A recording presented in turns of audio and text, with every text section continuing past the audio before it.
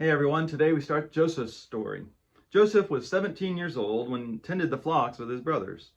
While he was helping the sons of Bilhah and Zilpah, his father's wives, Joseph told their father unflattering things about them. Now, Israel loved Joseph more than any of his other sons because he was born when Jacob was old.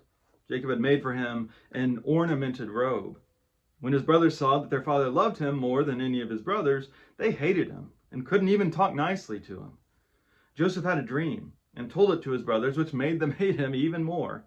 He said to them, "Listen to this dream I had. When we were binding stalks of grain in the field, my stalk got up and stood upright, while your stalks gathered around it and bowed down to my stalk." His brothers said to them, "Will you really be our king and rule over us?" So they hated him even more because of the dreams he told them. So here we're introduced to Joseph, seems to be the only perfect character in Genesis. He never stops trusting God through all the tragedies that come in his life. He literally runs away from sexual immorality. But maybe I think we should see his character as a little more complex than that. I mean, after all, how much do you like being around people who are always perfect and so beloved and always successful? I think here Joseph is presented as kind of the annoying little brother. He goes and tattles on his brothers. We don't know what they did, but he goes and gives this unfavorable report.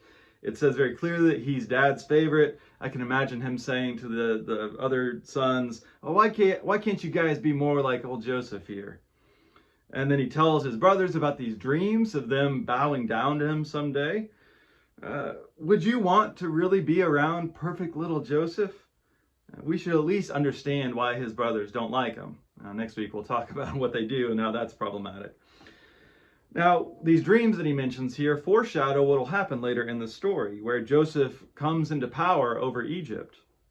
But there's kind of this weird thing where if we assume these dreams come from God, it creates kind of this odd causal loop where he wouldn't end up in power in Egypt like he dreams unless he tells his brothers about it and then they end up sending him there. I don't know what to make of that, but you can wonder, is God showing favoritism too? Now, as we've said consistently through Genesis, the choices of God are always mysterious, but they're not based on who someone is, and they're always intended to bless everyone, not just the chosen. Right? A bad takeaway would be that God chose Joseph because he was good. Now, he does often make better choices, but perfection is not a requirement for God to work through us.